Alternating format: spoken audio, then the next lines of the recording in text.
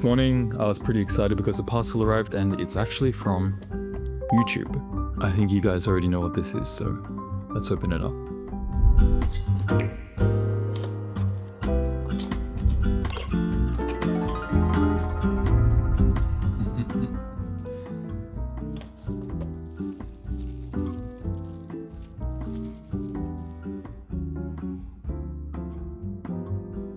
I have made 264 videos on this YouTube channel.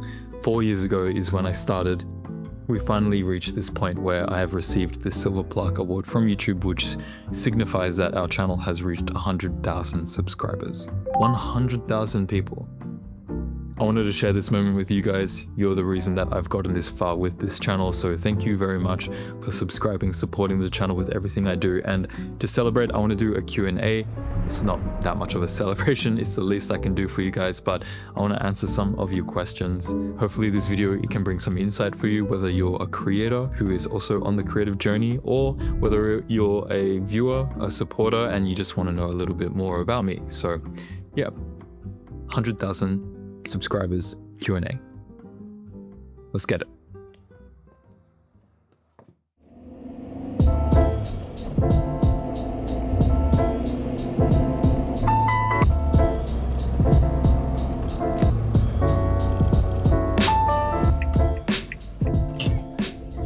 So YouTube, it is full-time work for me and it takes up a lot of my time actually. But if I was to say all up, it's probably like 60% of the work that I do. The remaining 40%, I would say I put that towards other freelance jobs, such as freelance videography for clients. I think that it is important to kind of diversify yourself. If I was just doing YouTube full-time, then I'd probably get bored of it. But just using my videography like experience and editing for different types of video work keeps it interesting. So yeah, this window car mount is pretty cool, hey? I just got it the other day and just testing it out.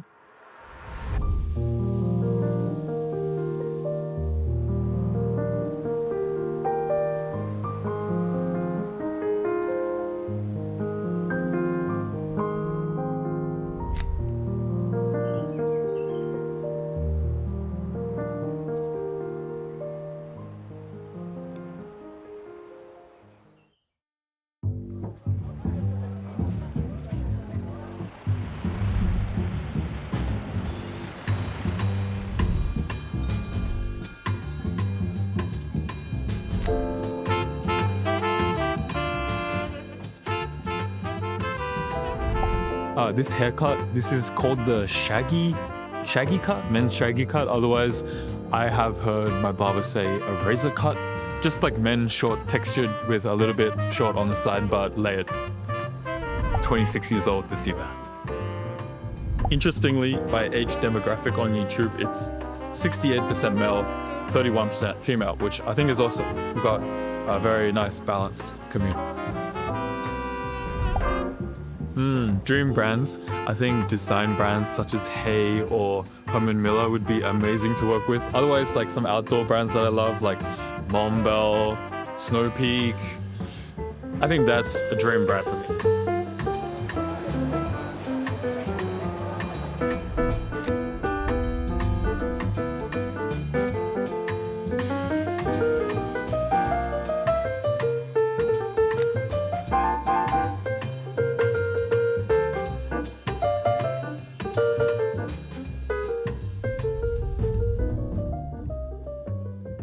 Today's a pretty simple day. I'm at the Bunshinen tattoo studio, one of my freelance clients, and I had a couple of questions regarding freelance work, so I thought it'd make the most sense to answer those here.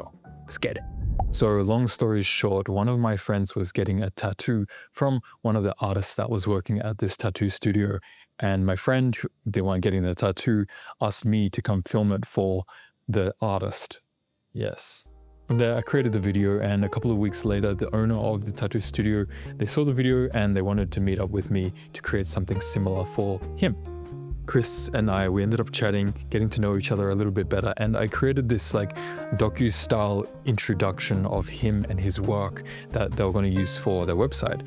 After this, Chris and I, we decided creating cinematic breakdowns of their art, wabori traditional Japanese tattooing made the most sense, where we could show their lifestyle, share their art form, how they think about creating the pieces that they make, and then this would in turn create business for them because clients would see the videos which we post to YouTube, and then the clients will then trust Chris and the artists here choose Bunshinden as their shop to get their tattoos done. And so far it's been working great.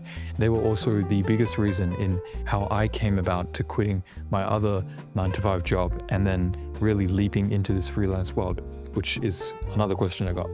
I can't advise everyone because I don't know your situation, but I can share light on my situation and how I went from 9-to-5 to full-time freelance. Quick background on my story. I went to university. I did a degree of medical science. This was a bachelor's degree, 3 quick years, in and out real quick. I found a job. This job I was at for probably half a year before I realized this ain't it. And from that point, I decided I really needed to make something work for myself. So I pulled together what I was good at, which is using cameras and taking photos. And I decided, well, I can try to create a freelance career from this. So on the side, of course, I was working full-time 9-to-5. On the side, before and after shifts, I would spend time working on my craft, getting better, curating like a website, a portfolio, and then from there reaching out to clients. Firstly, it was just friends and family, people that needed little jobs. And yeah, this was fun. It definitely paid a little bit of extra money, but it wasn't something I could live off. So the next big step for me was then finding a retainer client, someone who could then pay me consistently so I could have the assurance of quitting my previous job and being able to survive. At that time as well, I wasn't paying rent. I was living with my parents. This was a major factor in how I was able to take that leap of faith and jump straight to freelance without worrying. Having that safety net, it definitely made a world of a difference for me. If you have that, then I'd highly recommend you make the most of it. If not, then you have to figure out something else. And yeah, I can't really advise that, to be honest, because I haven't been through that. Making the transition into freelance, I think it's very scary, but if you trust yourself, you have the skill set, you'll make things work out. So yeah, just trust yourself, but be smart. Got to get back to work. I've been filming all day, but we've got more work to do. So yeah, I'll see you with the next question. I try to wake up early. These days, 6 a.m. is kind of optimal. Have some breakfast, make coffee, get back to editing. I usually pre-cook meals, so I cook chicken for the next couple of days for lunch. That's what I have right here, chicken, rice, carrots, onions. I think I need to heat it up more. The rice is still cold. And later in the afternoon, I like to do more creative stuff, less brain-intensive stuff, so drawing, brainstorming for ideas, etc. I like to do that with my iPad, and I like to sit down on the beanbag over here while I do that. It's a nice little change of pace from the desk. So I make a lot of content. How I organize it, I try to keep it very simple, but it's not that simple. I use a mixture of Millernote, Google Calendar, as well as Apple's Freeform. Somehow between these 3 platforms, I have found a balance in getting my ideas down, creating the routine, the scheduling of my posts, and how I edit everything. So yeah, everything that I do is edited on DaVinci Resolve. I use the studio version, which is the paid version, but there is a free DaVinci Resolve software that I highly recommend to anybody that wants to get started in video editing, especially for those of you who like to make your colors really beautiful. This is the one. And yeah, it's free, so give that a go.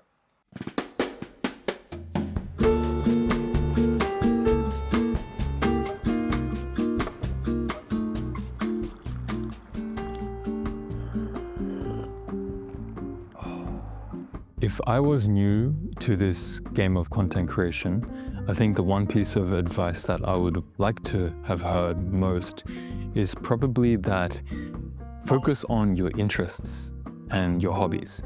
As a content creator, if you're using yourself as a persona in the video, then the topic that you discuss has to be something you're interested in, because unless you're a really good actor, that's not going to translate to the video. For instance, I'm really interested in cameras, and that's where I started with content creation. I was talking about the cameras that I was using, photos that I was taking, and I think the genuine interest that I had in that while talking about it on camera, of course, probably translated through the video. And it's a big planet, but the internet makes the world very small. So I'm sure there is an audience for no matter what sort of interests you have. So you can definitely create some interesting content. Just be true to yourself. In saying that though, there are definitely good and better ways to create content that is going to be more engaging and create an audience that will watch your videos. So keep that in mind.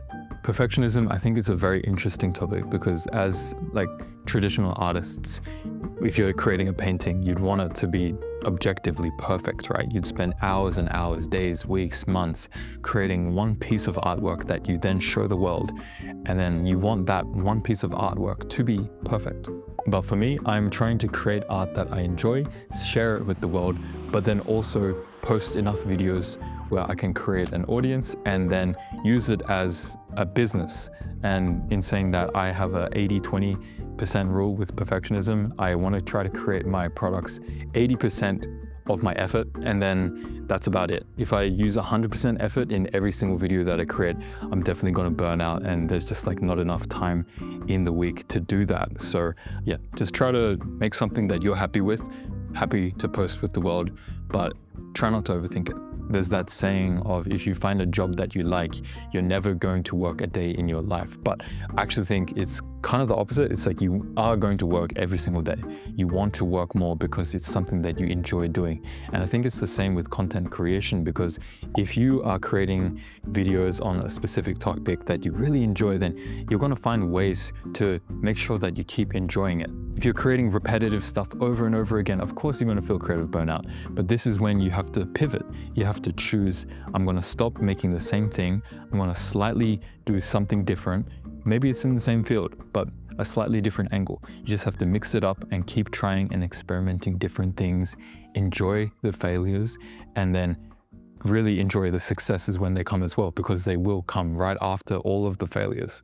Oh, Gachi. Wow. What's his name? His name is Gachi and he's the editing supervisor. Coffee. These specs are from Gentle Monster. I love breakfast. Australian, Japanese. I'm gonna leave a link to my working Spotify playlist. Check it out. Yes, it's something that I'm making right now. It's probably what the subtitles are using right now. I'll talk about it more in the next video.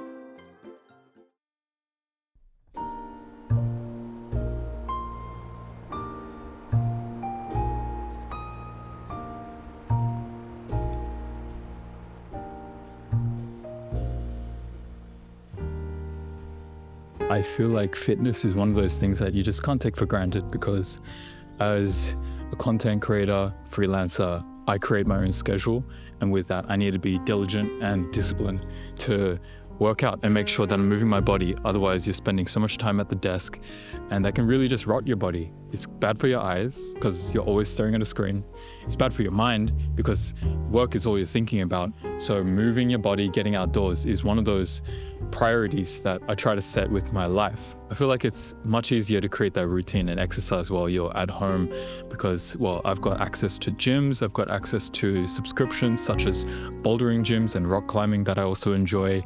And I also have areas like this where I know it's a guaranteed good, solid run. I guess while traveling, my main source of fitness is running, because I think it's a great way to just get outside of your accommodation. I try to get out early in the mornings, and this gives me access to early morning light, people setting up their shops, and I like to travel and stay a little bit active while doing so with running. If life has taught me anything, it's probably that if you don't put the effort in, no one's gonna give you what you want. You have to really reach for what you want, think about it. You have to figure out ways to achieve this goal. If you know you're gonna succeed after failing 10 times, you would want to fail as quick as possible. And with that mentality, I think really just strive for what your dreams are. But you have to be methodical and careful with what you want and how you want to achieve it, because you can't just decide I want to be a millionaire and then just get it. You need to figure out a game plan, and that's on you. You have to sit down, write that down on paper, and really just like work that out by yourself. I feel like in the last few years as an adult, I've found a dream, and in pursuit of that dream, I've found pathways in which I want to achieve to get to that point. And so I'm just slowly moving forwards and yeah, trying to enjoy life while living my life and yeah, achieving stuff. No. Sydney's just so damn beautiful, man. It's the middle of winter right now, but you can go for a run in shorts and a t-shirt, watch the beautiful sunset, and just enjoy that view.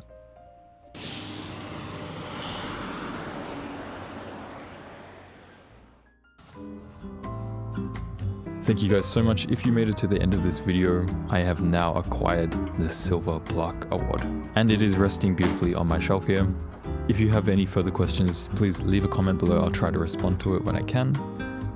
Moving forwards for the rest of this year, I'm trying to upload maybe 4 to 5 times a month, so subscribe if you haven't already, and I'll catch you in the next video. Peace.